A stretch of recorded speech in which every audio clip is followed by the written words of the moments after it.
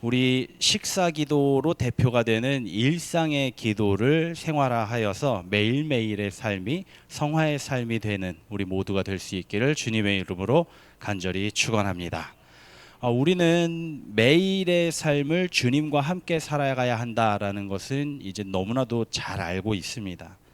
그래서 그리고 또 그 일환으로서 매 순간마다 주님께 기도하면서 늘 기도하면서 늘 깨어 있도록 살아야 한다라는 것도 우리는 잘 알고 있죠. 그런데 솔직히 말씀드려서 그렇게 매 순간마다 기도를 하면서 살아간다는 것이 쉽지는 않습니다.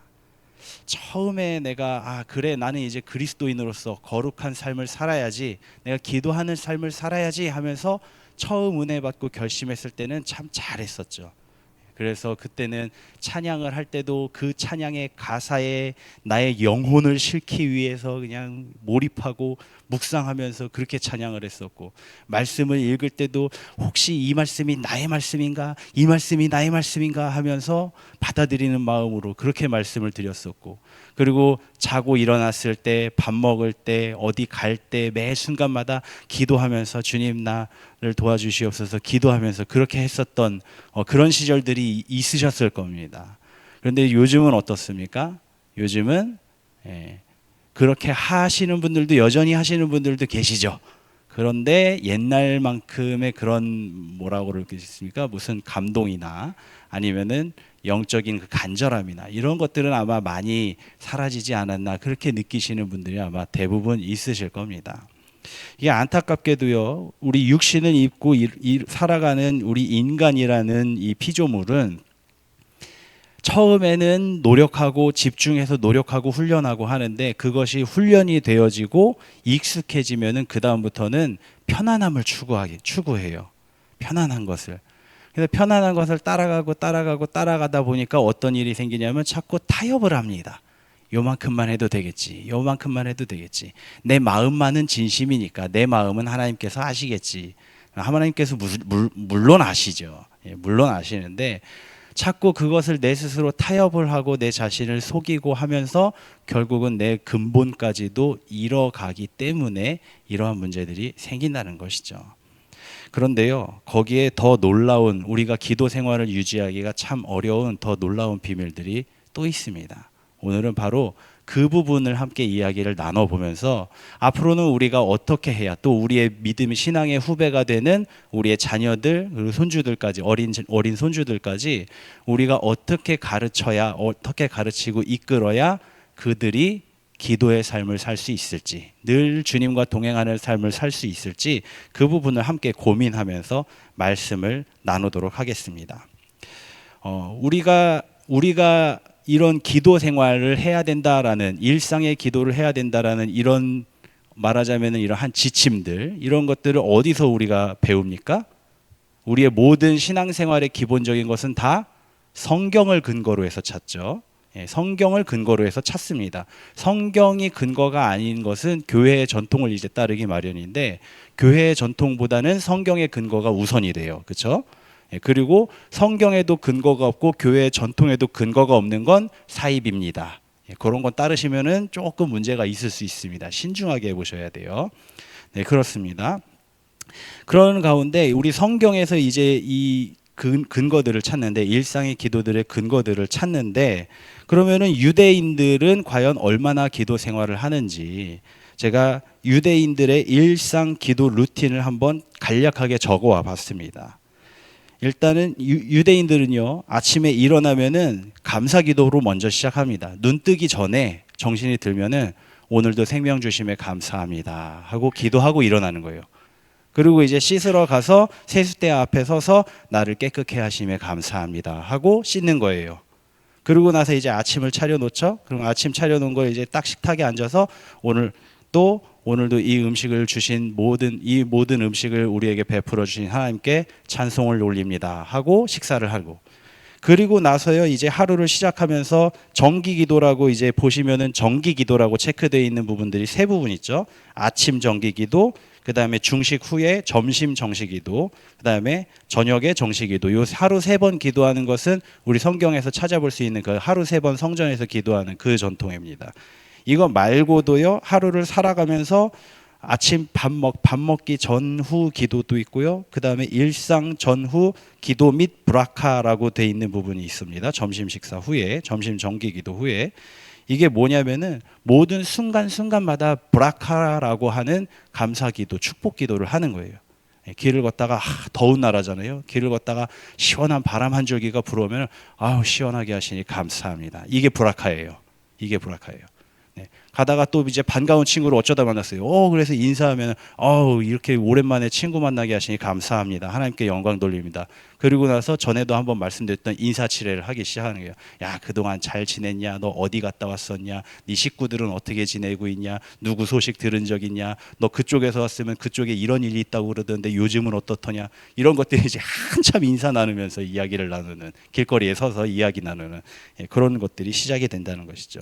그리고 나서 하루의 모든 일과를 마치고 집에 들어오면은 문 앞에서 또 기도하고 성경 그 문 설주에 써 있는 성경 한 구절 읽고 들어오고, 또 목욕하기 전에 나를 또 깨끗하게 하시니 감사합니다. 기도하고, 식사할 때도 기도하고, 자기 전에는 쉐마를 암송합니다. 들으라 이스라엘아, 여호와 하나님은 한 분이시니 너는 마음을 다하고 힘을 다하고 뜻을 다하여 주 너의 하나님을 사랑하라. 그걸 암송하고, 그게 이제 저녁 기도예요. 취침 기도.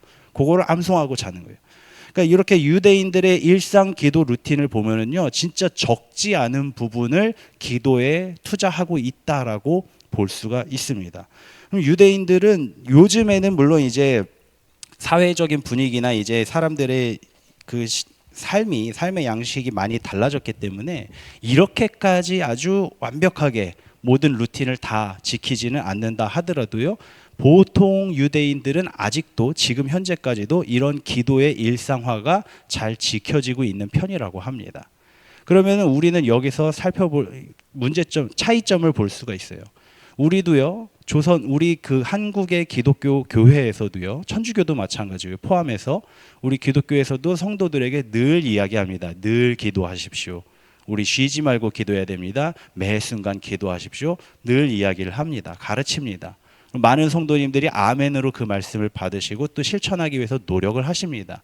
그런데 왜 우리는 이렇게 일상이 되지가 않을까요? 기도가 일상이 되지가 않을까요?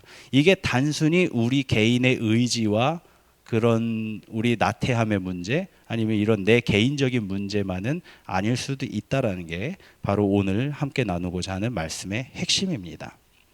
자, 먼저 우리가 생각할 것은요, 유대인의 대표적 이제 일상 기도의 대표적인 예가 이제 식사 기도잖아요. 식사는 우리가 매일매일 반복하는 것이고 매일 하는 게 기본적인 것이고 일상이니까요. 그 식사의 기도를 하는 것이 이제 가장 일상 기도의 대표라고 볼 수 있는데, 그렇다면 유대인들은 식사 기도를 어떻게 하는지, 그 일상적인 기도를 어떻게 하는지, 이것은 보편적인 기도의 예문이 정해져 있어요. 유대인들에게는. 그래서 그 예문을 한번 제가 가져왔는데요. 식사를 차려놓고요, 식사 전 기도로는 번역한 내용입니다. 주 우리 하나님, 세상의 왕이신 주님, 땅에서 양식을 내시는 분을 찬송합니다. 아멘 하고 이제 식사를 시작하는 거예요. 그리고 식사를 다 마치면서 또 우리 그 전에 아마 말씀 드렸겠지만 유대인들의 식사 시간은 교육 시간도 함께 하잖아요. 가족 회의 시간도 함께 하고요. 그래서 식사를 길게 합니다. 짧게는 1시간, 길게는 막 2시간, 3시간까지도 식사를 한다고 그래요. 그러면서 뭐 집안에 있었던 일들도 얘기하고, 또 아버지가 이제 말씀에 대한 강론도 해주시면서, 또 우리 신학적인 이제 이야기, 자녀들과 함께 성경 말씀에 대한 이제 논의도 해보고, 철학적인 논의도 해보고 하면서 식사를 합니다. 그렇게 하면 이제 엄마는 계속해서 음식 나르고, 끝나면 디저트 나르고, 이렇게 하시면서 이제 같이 한마디씩 거들고, 그렇게 하시는 게 유대인들의 식사 문화예요. 그렇게 하고 난 다음에 그 식사가 다 마쳐지면은 이제 아빠가 식사 마칠 때 대표 기도를 또 하는 거예요. 주 우리 하나님, 세상의 왕이신 주님, 모든 것을 먹이시는 분을 찬송합니다 하고, 제가 그 뒤에 생략이라고 적어놨죠. 자막을 생략이라고 적어놨죠. 생략이라고 그 식사 후 기도에는 저렇게 생략이라고 돼 있는 이유가 뭐냐면, 저 이후에 엄청 긴 내용으로 하나님께 영광 돌리고 찬송하는 내용의 기도문이 있어요. 근데 요 한 절로 시작을 하는 게, 그게 또 기도 예문이 있습니다. 그거는 생략하고 이렇게 올린 겁니다. 자, 이처럼요, 유대인들은 일상적으로 드리는 이런 기도에 대한 고정적인 예문이 그걸 딱히 이렇게만 해야 된다라고까지 이렇게 법으로 정해지거나 그런 건 아니지만은 보통 쓰는 기도 예문들이 정해져 있다는 거예요.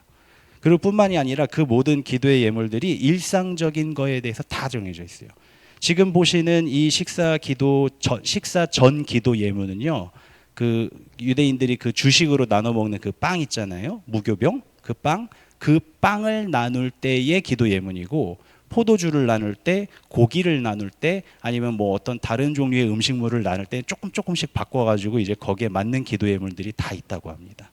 그뿐만이 아니라 아까 전에 제가 말씀드렸듯이 뭐 길 가다가 시원한 바람이 불어서 드리는 감사의 기도라든지, 아니면 길 가다가 동전 떨어진 것을 어이구 야 이거 주웠을 때의 기도라든지, 이런 것들이 상용 문구처럼 이렇게 정해진 것들이 있다는 거예요.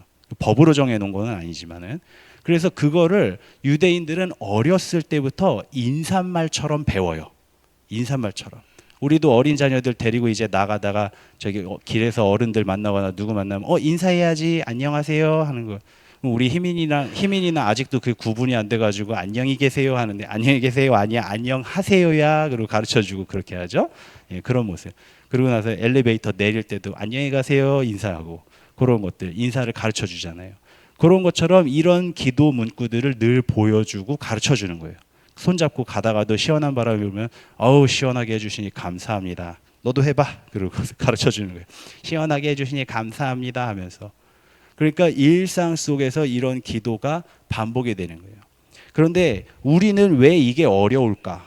우리는 왜 이게 이렇게 기도하는 게 어려울까라고 그 유대인들의 기도 습관과 우리의 기도 습관을 비교해 봤을 때 가장 첫 번째 차이 나는 게 무엇인가 하니, 우리나라는 기도가 어려워요. 솔직히 말씀드려서 기도가 어려워요. 어떤 부분에서 어렵다고 기도를 말씀드리냐면요. 자, 방금 전에 예시로 알려드렸다시피 유대인들의 기도, 감사 기도는 간단하게 이제 간략하게 될 때는 뭐 이제 정식 기도를 할 때는 간구하면서 막 시간을 들여서 여러 가지 내용들로 간구하면서 기도하는 그런 시간도 있지만, 일상적으로 기도할 때는 딱 그거 한 가지만 놓고 기도합니다. 식사기도 밥에 대해서만 기도를 하는 거예요. 밥에 대해서만 하나님께 영광을 돌리고, 그 다음에 뭐 그 일상에서 방금 말했던 어떤 행운을 만났을 때 감사기도 그 행운에 대해서만, 식사에 대해서만, 누굴 만났을 때 반가움에는 반가움에 대해서, 그렇게 짧고 간단하게 한 가지만 놓고 딱 기도를 하고 끝내는 거예요. 그러니까 기도라고 하니까 우리는 굉장히 어렵게 생각하는 그런 경향들이 있는데, 실제로는 어떠냐면 유대인들에게 있어서 기도라는 건 어떤 느낌이냐면은 하나님이 내 앞에 계셔요. 그래서 그 하나님께 얘기를 드리는 거예요. 네. 길 가다가 시원한 바람, 하나님 앞에 계셔. 하나님 시원하게 해주셔서 감사합니다. 이렇게 기도를 하는 거예요, 진짜로. 그래서 그런 일상의 기도들이 굉장히 자연스럽게 나오는 겁니다. 그런데 우리나라의 기도는 어떻습니까? 우리나라의 식사 기도를 한번 생각해 보세요, 여러분들. 자, 이제 밥 차려놓고 우리 기도하자. 그러면은 하나님 오늘 하루를 무사히 지내게 해주신 것부터 시작해가지고서는 이 밥을 차린 것, 사람의 수고의 손길과 농부의 땀 흘린 것과 모든 노력들과 이 식사를 제공하는 분들, 또 우리 함께 모인 모든 분들, 그 다음에 여기가 무슨 예를 들어서 뭐 성가대 회식이다 하면은 우리 성가대의 앞으로의 사역과 우리 모임과 다 따져서 기도를 해요, 식사 기도에. 그러니까요, 물론 어쩌다가 한 번 모이는 특별한 자리에서는 그렇게 식사 기도를 할 수도 있죠. 그런데 일상으로 이런 기도를 할 수 있을까요? 이거는 쉽지가 않습니다. 이건 쉽지가 않아요. 정말. 그리고 이런 기도는 정말 숙달된, 많이 해보셔서 이런 하나 놓치지 않고 다 챙길 수 있는 그런 숙달되신 분들이나 이런 기도를 할 수가 있어요. 그러니까 우리가 식사 자리에 가서 오늘은 집사님이 기도하셔봐 그러면은 부담스러울 수밖에 없는 거예요. 그거 나 다 모르는데 내가 기도하다가 빼먹으면 어떡하지? 그러니까 저는 못하겠습니다. 얘기가 나올 수밖에 없다는 것이죠. 그래서 사랑하는 성도 여러분, 우리는 이 기도에 대해서 생각을 조금 바꿀 필요가 있다고 생각을 합니다. 하나님께 좀 더 친근하게 나아가신, 진중하게 기도할 때도 있지만 우리의 일상에서의 기도는 조금 더 친근하게 다가갈 수도 있어야 하지 않나 생각을 해보는 것이죠. 그리고 두 번째 문제가 있습니다. 우리가 유대인들의 기도는요, 방금 전에도 이야기를 나눴었지만은 이제 우리는 이제 그 히브리어를 사용해서 이제 예시를 들은 게 아니기 때문에 그것에 대해서 정확하게 느낌이 좀 없으시겠지만은 유대인들은 일상의 언어로 기도를 합니다. 근데 우리 기도는 어떻죠? 우리 기도는, 우리 성경도 그렇고 우리의 기도는 일상의 언어가 아니에요. 우리가 지금 현재 쓰고 있는 성경이 우리가 감리교에서 쓰고 있는 성경은 개역 개정판을 쓰고 있죠. 근데 이 개역 개정판의 글을 읽어보면은 일상의 언어가 아니죠. 문체가 달라요. 여기에 왜 이런 문제가 생겼느냐 하니 이거 궁중에서 쓰던 귀족들의 문체를 사용을 합니다. 그 어법을 사용을 합니다. 그래서 옛날에 여러분들도 기억나시겠지만은 옛날에는 성경의 대부분이 한자어였어요. 그래서 그 한자어의 단어들은 대부분 다 한자고 중간에 어조사나 무슨 어미나 그런 것들만 조금 한글이었어요. 그런데 그거를 계속해서 번역하고 순화시키고 해서 나온 게 지금 개역 개정 버전이에요.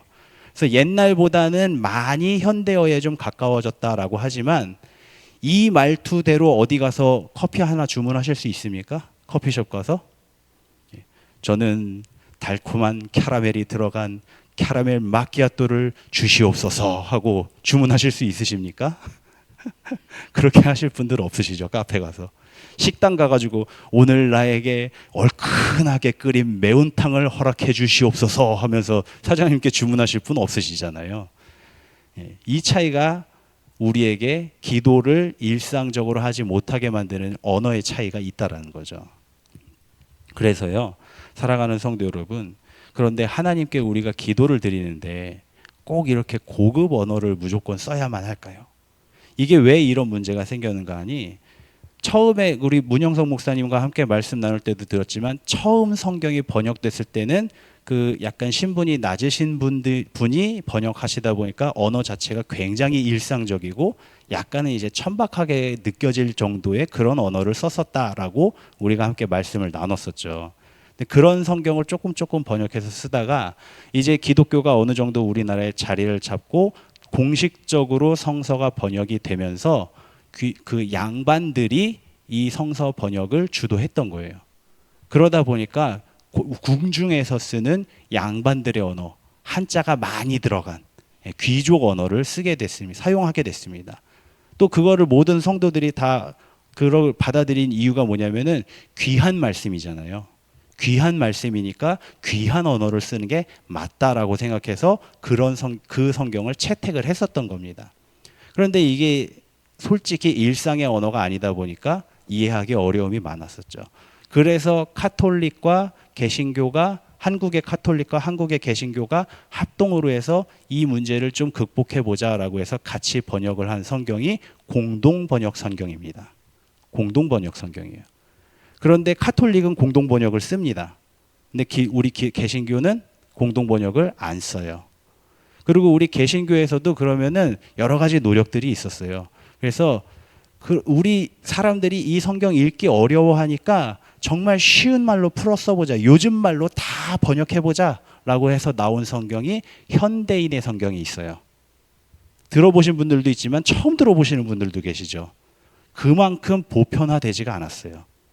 그나마 조금 이제 현대어에 자연스럽게 일상 언어에 비슷하게 번역을 한 성경이 새번역 성경인데, 새번역 성경이 이제 그나마 조금 보급이 돼 있기는 하죠. 그런데 보통 대부분은 개역 개정판을 씁니다. 아직도 이 궁중어를 기반으로 해서 쓰여진 책이요. 그래서 우리의 예배 기도할 때도 주일날도 그렇지만 예배 기도하거나 대표 기도할 때도 보시면 기도하시는 분들이 성경의 이 궁중 어체를 사용해서 기도를 하시죠. 그런 모습을 많이 보셨을 겁니다.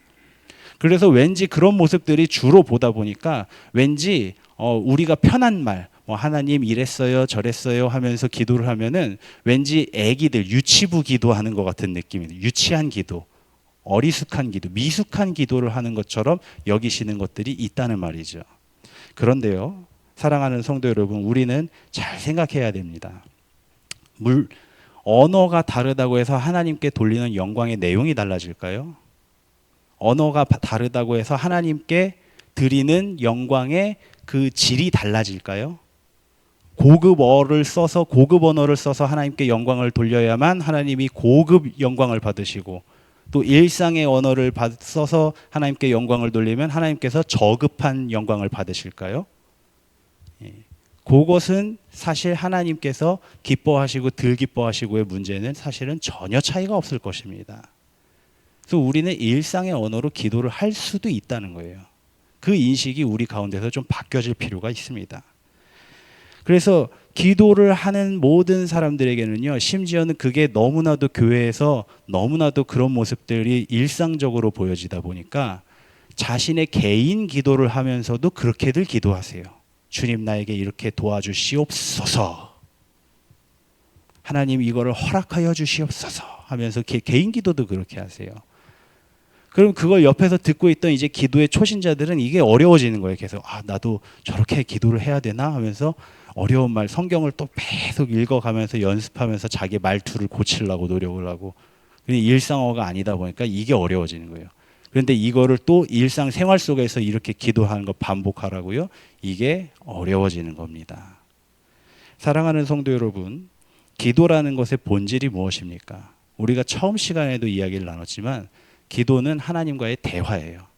하나님과 그냥 대화하는 거예요. 조금 더 이제 심도 있게 깊이 있게 나가면 하나님의 말씀을 듣기도 하는 거예요. 내가 하나님께 말 걸기도 하고 하나님께서 주시는 말씀을 듣기도 하고, 그게 이제 대화니까요. 그게 이제 기도예요. 그런데 그거를 우리가 너무나도 어렵게만 만들다 보니까 기도하는 사람들이, 새로운 기도자들이 생겨나기가 점점 어려운 상황에 빠져 있다라는 것이죠. 사랑하는 성도 여러분, 우리는 무엇이 옳은 길인지를 한번 생각해 볼 필요가 있습니다. 오늘 본문 말씀에서는요, 식사 기도로 대표되는 그 이야기, 일상 기도의 이야기를 나누고 있는데요. 오늘 본문 말씀인 디모데전서 4장 4절에서 5절 말씀에 바울은 이제 그 식사 문제에 대해서 이렇게 디모데에게 가르쳐 줍니다. 하나님이 창조하신 것은 다 좋은 것이며 감사하는 마음으로 받으면 하나도 버릴 것이 없습니다. 그것은 음식이 하나님의 말씀과 기도로 거룩해지기 때문입니다. 현대인의 성경 버전으로 읽었습니다. 율법에서 부정한 음식이다라고 규정한 돼지고기일지라도, 혹은 분명한 사실은 알 수 없지만 어쨌든 우상에게 제물로 바쳐졌다가 시장에 나와서 팔린 고기일지라도, 어쨌든지 간에 그 모든 것들은 다 누가 만드신 누구의 것이에요? 다 하나님께서 만드신 하나님의 것이에요. 그러니까 우리가 그 음식을 대하는 성도들이 하나님께 이 음식을 통해서 하나님께 영광 돌리고 감사하면서 받을 수 있다면 딱히 문제될 거는 없다라고 이야기를 하고 있는 것입니다. 그런데 바울은 또 한편으로는 나 자신은 고기를 먹지 않겠다라고 선언하는 그러한 모습도 보입니다. 고린도전서 8장 13절 말씀입니다. 그러므로 만일 음식이 내 형제를 실족하게 한다면 나는 영원히 고기를 먹지 아니하여 내 형제를 실족하지 않게 하리라. 자, 모순이 되죠. 아까는 고기 먹어도 괜찮다라고 얘기했는데 정작 바울 자신은 나는 고기 먹지 않겠다라고 선언을 하고 있어요. 이런 모순된 모습을 보고서는 우리는 바울도 가식적인 사람이었구나라고 비난할 것이 아니라 왜 그렇게 했는지를 알고, 그 다음에 그 핵심을 통해서 우리는 그럼 이것을 어떻게 받아들여야 할지를 생각해 봐야겠죠. 자, 오늘 고린도전서 8장 말씀에서 바울이 이렇게 고기를 먹지 않겠다라고 선언한 이유는 단 한 가지입니다. 나 자신에게는 꺼리낄 것이 없는데 내가 고기를 먹는 모습을 보고 다른 성도들이 따라서 고기를 먹을까 걱정이 된다는 거예요. 그러면은 이제 바울의 입장에서는 뭐냐면은 그 성도들이 다른 시험에 빠지지 않도록 일일이 다 설명을 해야 돼요. 여러분 잠시만요. 고기는요 모두 다 하나님의 만드신 것이고, 그렇기 때문에 이게 어떤 내용을 거쳤던지 간에, 여기 이 밥상에 오기까지 무슨 일을 겪었던지 간에 우리가 감사하면서 받으면 괜찮을 겁니다. 염려하지 마시고 드세요. 이걸 설명해야 되는데 어떻게 매번 식사할 때마다 매번 자기를 보는 모든 사람한테 그걸 매번 다 설명을 하면서 그걸 식사를 하겠습니까? 어려운 일이죠. 그렇다고 식사를 안 하고 그냥 그 설명을 안 하고 그냥 고기 먹는 모습만 보여주면은 일부 성도들 중에서는 옛날에 고기 개종하기 전에, 예수를 믿기 전에 고기 먹던 습관을 따라서 우상에게 기도하고 밥을 먹는, 고기를 먹는 그 습관을 반복할 여지가 있기 때문에 그렇다면 차라리 바울이 그렇다면 차라리 내가 그냥 고기를 안 먹겠다라고 선언을 한 거예요. 그러니까 결국 바울이 고기를 먹지 않겠다라고 한 이유는 뭐냐? 성도들이 시험에 빠질까 봐. 그럼 반대로 디모데에게 고기 먹어도 된다라고 이야기를 한 이유는 뭡니까?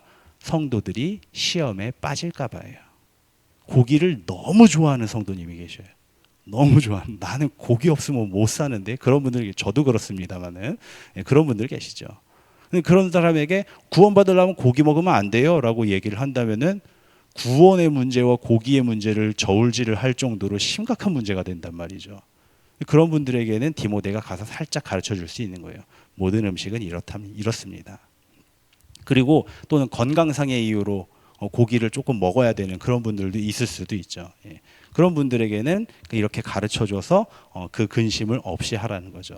그러니까 결국은 고기를 먹어도 된다라고 가르쳐준 것이나 아니면 나는 고기를 먹지 않겠다라고 하는 것이나 그 모두가 결국은 한 영혼이라도 더 주님께 가까이 갈 수 있도록 하기 위해서입니다. 한 영혼이라도 더. 그렇다면 우리도 이제 우리 기도 문화에 대해서 이 부분을 생각을 해봐야 됩니다. 자, 우리가 기도 문화를, 기도 생활을 일상의 기도로 끌어올리면서 일상 속에서 늘 기도하는 삶을 살기 위해서 우리가 지금 어떤 어려움이 있다고 두 가지를 얘기했죠. 첫 번째로는 기도가 너무 어렵고 길다라는 거. 꼭 기도를 그렇게 해야만 하는가. 또 한 가지는 기도의 언어가 일상의 언어와는 너무 다르다. 그러다 보니까 일상 속에서 그 기도를 쓰기가 너무나도 어렵다라는 것이죠. 예. 이 두 가지 문제를 놓고 봤을 때 우리가 성도들의 초신자들, 특히 초신자들이 그런 어려움을 겪고 고민하고 주저하고 아니면 어려워서 난 안 할래요라고 포기하는 그 앞에다 놓고 우리가 이 문제를 고수하며 가르치고 훈련시켜야 하는가? 그 부분을 우리가 생각해 본다면은 어떻게 해야 될지는 답이 나올 것입니다. 사랑하는 성도 여러분, 이 기도 때문에 어려워하는 성도들을 권면하시기 바랍니다. 그리고 그들 앞에서 여러분들이 먼저 보여주시기 바랍니다. 우리 지금 이 자리에 계신 분들은 이미 다 베테랑들이시잖아요. 우리가 기존에 하던 방식대로 이미 다 베테랑이신 분들이시고 또 속장님이시고 또 어디 가서 기도 좀 해주세요라고 부탁받을 만한 분들이 다 계시잖아요. 지금. 그러면은 우리가 먼저 가서 한번 보여주는 게 어떨까 합니다. 쉬운 말로 간단하게 그렇게 기도를 함으로써 물론 이제 격식을 차려야 되는 그런 자리도 있습니다만은 그렇게 기도함으로써 듣는 모두가 다 쉽게 기도는 저렇게 하는 거구나, 저렇게 기도해도 되는구나 라고 생각하고 기도로 나아올 수 있도록 인도해 주시기를 부탁을 드립니다. 그렇게 해서 우리 교회에 이제 이후로는 그 기도 순번 돌아가면서 우리 문영석 목사님 매주마다 이제 기도 순번 확인하려고 전화하고 하시는데 저는 못해요라는 사람이 없어질 때까지 모두가 다 누구나 다 기도 다음 순서 기도십니다. 그럼 아멘 제가 하겠습니다라고 감당할 수 있을 때까지 우리 함께 힘써 주시는 모두가 되시기를 주님의 이름으로 간절히 축원합니다.